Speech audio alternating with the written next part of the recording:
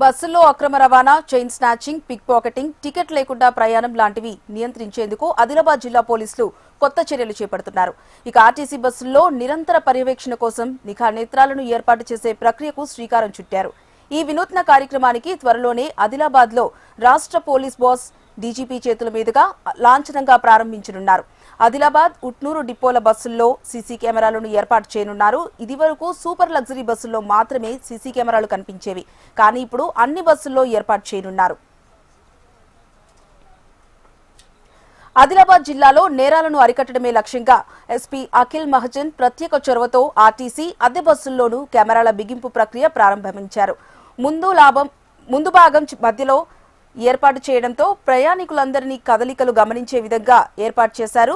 జిల్లాలో ఆదిలాబాద్ డిపోలో 144 బస్సులు, ఉట్నూరులో డిపో పరిధిలో మొత్తం 36 బస్సులు నడుస్తున్నాయి. 2 డిపోల పరిధిలో ప్రతిరోజు సుమారు 60,000కు పైగా ప్రయాణికులను గమ్యస్థానాలకు చేరవేస్తున్నారు. మహాలక్ష్మి పథకం అమలు కావడంతో 60% పైగా మహిళా ప్రయాణికులే వినియోగించుకుంటున్నారు.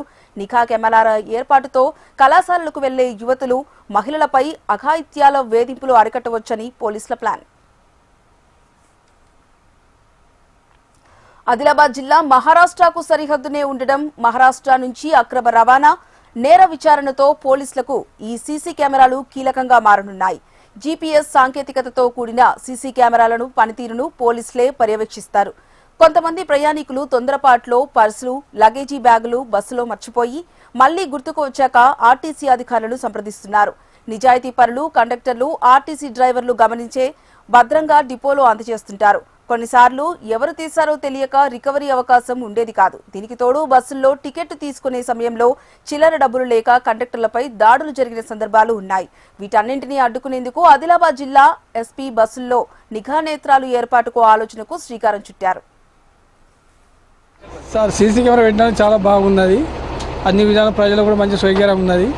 మాకు కూడా సేఫ్టీ బాగున్నది. డ్రైవర్లకు కూడా భయం లేదు, ఇబ్బంది లేదు. చాలా మంచి పని చేశారు గవర్నమెంట్.